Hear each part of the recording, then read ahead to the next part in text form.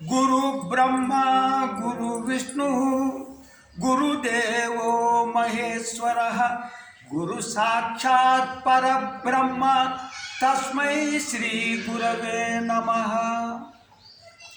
आपदा अपहर्तारं दातारं सर्वसंपदां लोकाभिरामं श्रीरामं भूयो भूयो नमाम्यहम्।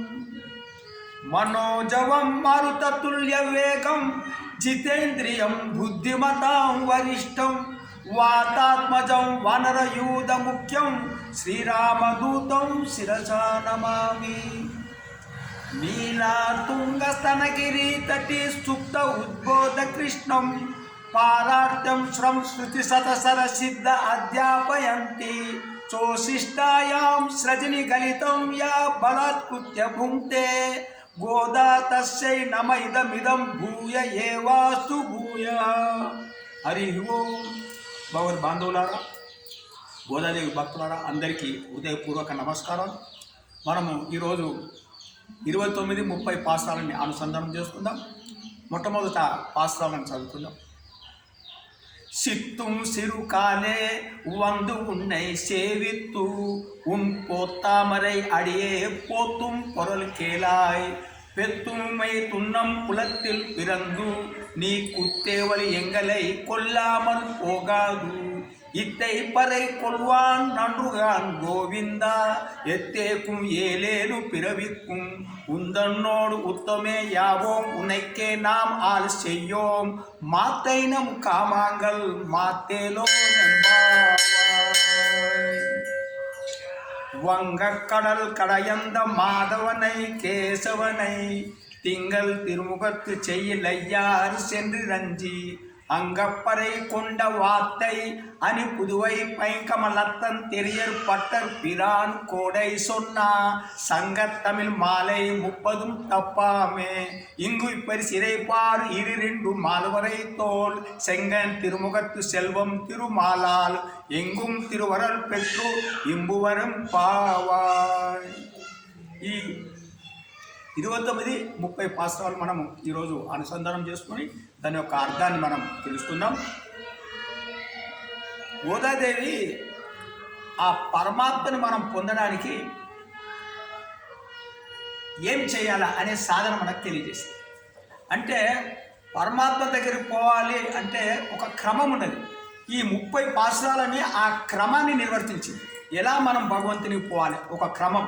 ఆ క్రమంతో మనం పరమాత్మని చేరుకోవచ్చు అని తెలియజేస్తుంది అమ్మ చాలా సులభంగా. ఎందుకంటే వేదాలు, ఉపనిషత్తులు, మరి రామాయణము, భగవద్గీత, అనేక పురాణాలు, వీటి అన్నిటినీ సారాన్ని తీసింది తల్లి.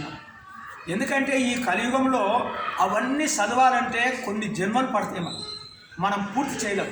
అలాంటిది మన మీద దయచేత ఈ గోదాదేవి అమ్మ భూదేవి అంశంతో వచ్చింది తల్లి. ఆ యొక్క భూదేవి తల్లి కాబట్టి తన బిడ్డలని ఏ విధంగా తరింపజేయాలని సూక్ష్మంగా, చాలా సులభంగా ఒక 30 పాశ్రాలని తాను రాసి తను పాడి ఆ యొక్క శ్రీకృష్ణుడికి ఆయన ముందట సమర్పించింది.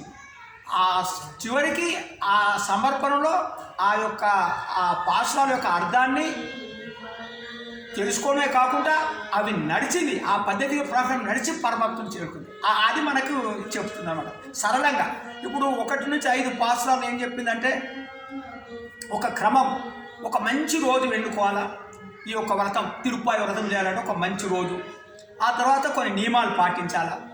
ఆ తర్వాత పరమాత్మ నారాయణుడే దిక్కు అని చెప్పింది. వేరేని ఎవరి దగ్గరికి వెళ్ళక్కర్లేదు. మనం నారాయణుడు, ఆ పరమాత్మ నారాయణుడు పట్టుకుంటే ఆయననే మనకు పరై. పరై అంటే ఈ యొక్క వ్రతానికి కావలసిన పరికరం పరై. గొల్లవారు వాయిస్తారు ఒక శబ్దం, ఆ వాయిద్యం కావాలి. ఇంకొకటి పరై అంటే పురుషార్థం కావాలి. అంటే పురుషార్థం ధర్మ అర్థ కామ మోక్షం, ఈ 4 పురుషార్థాలలో మోక్షం అనే పురుషార్థం పొందడానికి ఆ క్రమాన్ని మనకు తెలియజేస్తుంది అనమాట. ఒకటి, మనకు ఎన్నో పాపాలు ఉన్నాయి. ఈ పాపాలు పోవాలంటే భగవంతుని కీర్తనమే అని చెప్పింది 5వ పాసరం. మాయనే మన్ను వడమదలే అంట, తూమాయి వందనాం తూమలను తీవులొత్తు వాయినాలు పాడి మడితినాలు సిందిక్క. ఎట్లా చేయాలి? అది మనసు పూర్తిగా పరిశుభ్రంగా, అంతరంగం శుభ్రం ఉండాలి, బాహ్య శుభ్రంతో ఆ పరమాత్మ నామాన్ని ఉచ్చరిస్తే మన పాపాలన్నీ పోతాయని గంటపదంగా తెలియజేసింది మనకు అమ్మ. ఇది మనకు నమ్మకం కాదు, విశ్వాసం కాదు. ఈ విధంగా ఆ తర్వాత 6వ పాసురం నుంచి ఏంటి, మన 10వ పాసురం దాకా పెద్దలని మనము అనుసరించాలా, పెద్దలని ఆశ్రయించాలి, భాగవతోత్తములను ఆశ్రయించాలి. ఎవరైతే పరమాత్మతో నిరంతరము అనుసంధానం చేస్తూ ఉన్నారో వాళ్ళ యొక్క స్నేహం చేసుకుంటూ పోవాలి అని చెప్పింది. భగవంతుని దగ్గరికి పోవాలంటే భగవంతుని నామము, అంతేకాకుండా గురువులని భాగవతోత్తములని కూడా మనము పరిచయం చేసుకోవాలని 10వ పాసురం. ఆ తర్వాత నందగోపుణ్ణి, యశోదమ్మని, మరలా నీలాదేవిని, శ్రీకృష్ణ పరమాత్మని, బలరాముణ్ణి ఇలా లేపుకుంటూ చివరికి శ్రీకృష్ణుల్లో ఆమె ఐక్యమైపోయింది. అంటే రంగనాథుడు ఐక్యమైపోయింది. ఇప్పుడు ఈ యొక్క సిద్ధం శ్రీకారం ఏం చెప్తుందంటే, మనకు ఉపాయము భగవంతుడే, ఉపేయం కూడా భగవంతుడే. అంటే సాధన సాధ్యం. సాధన అంటే మనం సాధన చేస్తూ ఎవరిని పొందాలా? పరమాత్మను పొందాలి. పరమాత్మ పొందడానికి సాధన ఏంటిది? పరమాత్మని అంటుంది అమ్మ. అంటే నీకు వేరేదికి పోవద్దు. అంటే భక్తి జ్ఞానము, కర్మయోగము, మరి జ్ఞానయోగం, ఈ 3 అక్కర్లేదు, పరమాత్మనే పట్టుకోవాలంటుంది. అది పట్టుకోవడానికి మనకు అర్హత సంపాదించాలి. దాన్నే మనకు తెలియజేస్తుంది అనమాట. అర్హత ఏంటిదంటే అంతర్శుద్ధి, బాహ్యశుద్ధి, కపటం లేకుండా ఉండడం, ఆ పరమాత్మ మీద ప్రేమ ఉండడం, ఆ పరమాత్మ నుంచి ఏం ఆశించదు ఉండడం, పరమాత్మ తప్ప ఇంకెవరు లేకు, అనన్య శరణాగతి అంటారు. అనన్య శరణాగతి అంటే ఇతరులని ఎవరి దగ్గర పోకుండా పరమాత్మనే, ఆ పరమాత్మనే ఎవరు? ఆ నారాయణుడే, ఆ శ్రీకృష్ణుడే. ఎవరు ఈ శ్రీకృష్ణుడు? సాక్షాత్తు వైకుంఠంలో ఉన్నటువంటి ఆ శ్రీకృష్ణుడు, క్షీరసాగరంలో ఉన్నటువంటి ఆ శ్రీమన్నారాయణుడే శ్రీకృష్ణ అవతారంగా వచ్చింది. కాబట్టి శ్రీకృష్ణుడు తప్ప ఇంకెవ్వరు కన్నెత్తి కూడా దూరలేదు గోదమ్మ. అలా శ్రీకృష్ణుడి మీద అంత భక్తితోటి కర్మయోగము, జ్ఞానయోగం కంటే భక్తి యోగం కంటే అనన్య శరణాగతి మీద పోయింది. అంటే నీవు తప్ప నాకు ఇంకెవరు అక్కర్లేదు, ఆ స్థాయికి ఎదిగిందనమాట. ఇది మనం మెల్లమెల్లగా రావాలి. ఈ 30 పాసురాలు ఆ క్రమం చెప్పిందనమాట. మనం ఆ 30 పాసురాలు బాగా అధ్యయనం చేసుకుంటే, దాన్ని అర్థం చేసుకొని మన జీవితంలో నడిస్తే ఏ విధంగా గోదాదేవి ఆ యొక్క పరమాత్మను పొందిందో మనం కూడా పొందొచ్చు అని ఈ యొక్క అమ్మాయి తెలియజేసి. సిత్తుం సిరుకాలే వందు ఉన్నే సేవిత్తు. అంటే మేము ఉదయమనే తెల్లవారుజామునే ఆ మంచు పడుతున్నప్పుడే నీ దగ్గరికి వస్తున్నాం స్వామి, వచ్చి నిన్ను సేవ చేసుకుంటాం.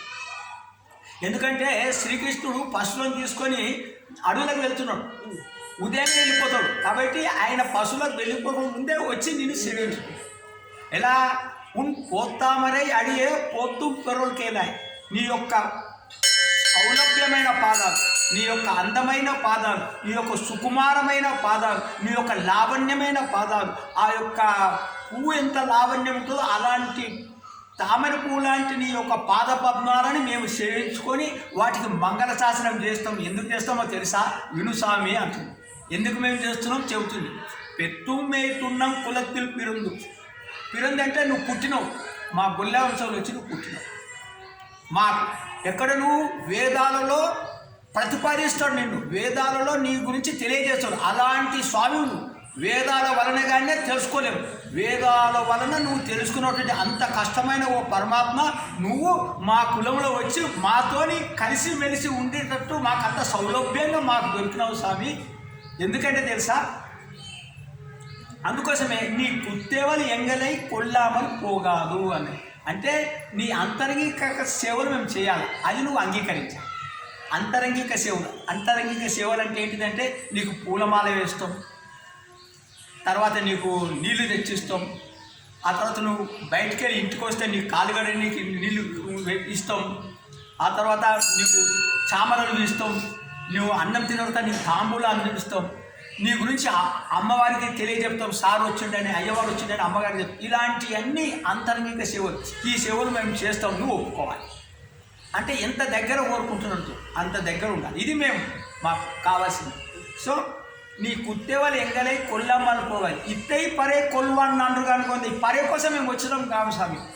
నీ గురించి నీ దగ్గర నీ నుంచి మేము ఏమి కోరదలుచుకోలేదు. మరి పరే కావాలంటారు కదా, పరే మాకు కాదు, పెద్దలకు, మా ఊరి పెద్దలు కావాలి, వాళ్ళకు పరే కావాలా, వాళ్ళకు పరే. కానీ మాకు అంతర్గీకము వేరే ఉండదు. ఆడవాళ్ళ మాటలకు అర్థాలు వేరులే అని చెప్తారు కదా, అట్లా మా మాటలకు అర్థాలు వేరే ఉన్నాయి. అది చెబుతాం విను. ఏం కావాలంటే ఎత్తేకం ఏలేలు పిరవిక్కం. ఎత్తేకం అంటే ఎల్లప్పుడూ 7 జన్మలు ఎత్తినప్పటికీ నువ్వు ఎక్కడున్నా, నువ్వు పరలోకంలో ఉన్నా లేకుంటే భూలోకంలో ఉన్నా, నీ యొక్క సన్నిధే మేము ఉండాలి. ఇది అమ్మవారి కోసం. చూడు ఎంత మంచిగా. అంటే మనం ఎన్ని జన్మలు ఎత్తని ఆ జన్మలలో నీ సాన్నిధ్యం ఉండాలి మాకు. ఎత్తేకు ఏలేలు పిరవిక్కు ఉందన్నోడు ఉత్తమే యావం. నీతోనే మాకు సంబంధం ఉండాలా. మాకు వేరే సంబంధం వద్దు, బయట సంబంధం వద్దు, నీతోనే ఉండాలి. నువ్వే మాకు తండ్రివి, నువ్వే మాకు తల్లివి, నువ్వే మాకు అన్న, నువ్వే మాకు స్నేహితుడు, నువ్వే మాకు స్వామివి, సర్వము నువ్వే మాకు. అటువంటి బంధుత్వం ఉండాలి. ఎలాంటిదంటే రామాయణంలో దశరథుడు రాముడిని ఇడిచిపెట్టి వెళ్ళిపోతే అది తట్టుకోలేక ప్రాణం వదిలిపెట్టేసి, అంత బంధుత్వం. వదిలిపెట్టినావు అనుకో, నువ్వు మమ్మల్ని వదిలిపెట్టి దూరం వెళ్ళిపోతే మా ప్రాణం పోవాలి. అలాంటి బంధుత్వం ఉండాలి. అది కోరుకున్నాం. ఉందన్నోడు ఉత్తమే యావం ఉనక్కే నామ ఆలస్యం. నీకే మేము సేవలు చేసుకోవాలి. ఇది గోదాదేవుడు. మాకు పరే అక్కర్లేదు. నీకు సేవ ఎట్లా చేయాలంటే, నీకు సేవ చేస్తున్నప్పుడు నువ్వు ఆనందపడుతున్నావు అంతే సమానం. మేము కూడా ఆనందపడడం కాదు. మేము నీకు సేవ చేస్తే నువ్వే ఆనందపడాలా, మేము నువ్వు ఆనందపడితే నీ ఆనందం చూసి మేము ఆనందం పడాలి. కానీ నీతో సమానంగా ఆనందం మాకు వద్దు స్వామి. మేము నీకు నిరంతరం సేవ చేయాలి. అంటే మేము ఏ పని చేసినా నీకు ఆనందం కోసమే చేస్తాం. అంటే నీకు ఆనందము కలగని పని మేము చెయ్యం. అది కోరుకుంటుంది సార్. ఎంత మంచి మాట. అందుకోసం ఎత్తేకం లేదు ఉందన్నోడు ఉత్తమయ్యామ ఉనకే నమాల్సేయం మాత్తైనం కామాంగల్ మాత్యలో రెంబావై. మాత్తైన కామాంగల్ అంటే కోరికలు, ఇతర కోరికలు, మాకు వేరే కోరికలు తీసేయి మా దగ్గర నుంచి. ఎంత మంచి మాట. అంటే వేరే కోరికలు అంటే ఇప్పుడు మనకు ఇంకా చెప్పాలంటే వేరే కోరిక, మాకు స్వర్గం కావాలి, మాకు స్వర్గం కూడా వద్దు. మాకు ఇది 4 రకాల మోక్షాలు ఉన్నాయి మనకు. సామీప్యము, సాలోక్యము, సారూప్యము, సాయుజ్యం అని. ఈ యొక్క మోక్షాలు కూడా మాకు వద్దు. మాకేం కావాలా? నిరంతరము నీ సన్నిధులు ఉండాలా, నీ యొక్క సేవ చేయాలి. ఇది మాకు కావాలి. ఇది మా పరే అంటే ఇది. నిన్ను మేము నిరంతరము నీకు సేవ చేస్తూ ఉండాలా. మాకు ఎలాంటి బాధ కలిగినా పర్వాలేదు స్వామి, నీకే మేము చేయాలి. ఇది ప్రీతి, ఇది భక్తి. ఈ భక్తి ఎవరైతే ఇంత భక్తితో ఎవరైతే చేస్తారో వాళ్ళ పరమాత్మను పొందుతారు. అది మనకు అమ్మవారు తెలిసింది. ఇది 29వ పాసురం. 30వ పాసురం మనం ఇంతకుముందు చెప్పుకున్నాం. 100 కడల్ కడయంద మాధవనై కేశవని అంటే. అంటే ఇప్పుడు మాకు ఈ 30 పాసురం అంటే ఫలం. మనం ఈ 30 పాసురాలు అనుసంధానం చేసి అర్థం చేసుకొని మనం వాటిని జీవితంలో మనం ఆచరిస్తే ఏ ఫలం పొందుతామో ఆ ఫలం చెబుతుందన్నమాట ఈ 30 పాసురం. ఏ ఫలం పొందిండ్రు? ఇది ద్వాపర యుగంలో కాత్యాయని వ్రతం ఆచరించినటువంటి గోపికలు శ్రీకృష్ణ ప్రాప్తి పొందిండ్రు. ఏది? కాత్యాయని వ్రతం చేసుకుని. అదేవిధంగా కలియుగం ప్రారంభంలో గోదాదేవి అక్కడ నుండి తన స్నేహితులను కలిసి ఈ యొక్క 30 పాసురాలు అనుసంధానం చేసుకొని ఈ 30 పాసురాల ప్రకారం నడిచి శ్రీకృష్ణుని భర్తగా పొందింది. అంటే రంగనాథునే భర్తగా పొందింది. అదేవిధంగా ఇప్పుడు ఈ భూలోకంలో ఎవరైతే ఈ 30 పాసురాలు అనుసంధానం చేసుకుంటారో, అధ్యయనం చేసినట్టు ఈ 30 పాసురాలు మంచిగా అర్థం చేసుకొని జీవితంలో ఎవరైతే నడుస్తారో, ఏదైతే గోపికలు పొందిండ్రో, ఏదైతే గోదాదేవి పొందిందో, అదేవిధంగా ఇప్పుడు ఈ లోకంలో కూడా ఈ 30 పాసురాలు అనుసంధానం చేసుకొని జీవితంలో ఆచరిస్తే అదే ఫలితం పొందుతారని తన ఇది ప్రతిజ్ఞ చేసి చెబుతుంది అనమాట గోదాదేవి. ఇంత సింపుల్గా 30 పాసురాలు మనం అర్థం చేసుకొని ఆ ప్రకారం నడిస్తే మనం కూడా శ్రీకృష్ణ ప్రాప్తి పొందుతామని చెప్తున్నమాట. ఇది యొక్క సారాంశం. దీనికి అమ్మవారు ఎంత కష్టపడ్డదంటే ఆ 30 పాసురాలు మనకు సులభంగా అందించింది.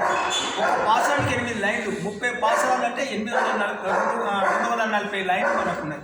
సులభంగా ఉన్నది. ఇవి మార్గల తింగేలికెళ్ళి మొదలు పెడితే మన 30 పాసురం వంగ కడల దాకా. అంటే శ్రీకృష్ణుడిని పొందాలంటే మనలో ఉన్నటువంటి ఏముండాలి? మొట్టమొదట తూమాయి వందం అంటే చాలా పరిశుభ్రంగా ఉండాలి. అంతరంగం పరిశుభ్రం చాలా అవసరం. అంతరంగం అంటే కపటం లేకుండా పవిత్రమైన మనసు, విశ్వాసము, ఆ భగవంతుని నామం. ఈ మొత్తం సారం చెప్పాలంటే నేను 3 చెప్తాను. ఒకటి, భగవంతుని కథలు వినాలి, అంటే శ్రవణం చేయాలి. శ్రవణం చేయడం ఎవరితోని? పెద్దలతో, గురువుల దగ్గర పెద్దలను ఆశ్రయించి శ్రవణం చేయాలి. ఈ శ్రవణం వల్ల ఏం జరుగుతుందంటే మన యొక్క పాపాలన్నీ పోతాయి. పాపాలన్నీ పోవడం వల్ల ఇంకేమేమి జరుగుతుందంటే మెల్లమెల్లగా ఒక శ్రవణం వల్లనే శ్రద్ధతోని విశ్వాసంతో శ్రవణం చేస్తే ఒకటిలో పాపాలు పోతాయి. ఆ తర్వాత నీలో కామం తగ్గుతుంటుంది, నీలో అహంకారం తగ్గుతుంటుంది. నీకు తెలియకుండానే నువ్వు అంతకన్నా శుద్ధి అవుతుంది. ఇది శ్రవణం గొప్పతనం. కాబట్టి దీన్ని సత్సంగం కూడా అంటారు. సత్సంగమైన ఒకటే, శ్రవణమైన ఒకటే. భక్తితో చేస్తే నీ జన్మజన్మల పాపాలు పోతాయి. ఇది ఒకటి. రెండవది కీర్తన జ్ఞానం. ఏదైతే శ్రవణం చేసినావో ఆ భగవంతుని గుణాలు, ఆ భగవంతుని కథలు, ఆ భగవంతుని లీలలు పాడుకోవాలి. మనకు వచ్చిన విధంగా మంచిగా పాడుకోవాలి. ఇలా పాడుకుంటే నీ మనసులో ఆ భగవంతుడే ఉంటాడు. మూడోది నిధి ధ్యాసనం. నిధి ధ్యాసనం అంటే ఏకాంతంగా కూర్చొని ఇప్పుడు మనం పెద్దల ధరమైన ఆ కథలని మనం ఈ పాడుకుంటున్నది ఈ మనసులో స్థిరం చేసి అలానే ఉండాలని మనసులో ఉంచుకొని మనం నిరంతరము కొంచెం ధ్యానం చేయాలి. శ్రవణము, కీర్తనము, నిధి ధ్యాసనం. ఈ 30 పాసుల యొక్క అర్థం చెప్పాలంటే దీంతోనే కూడుకున్నది. బాగా శ్రవణం చేయాలి, పెద్దలు చెప్పింది.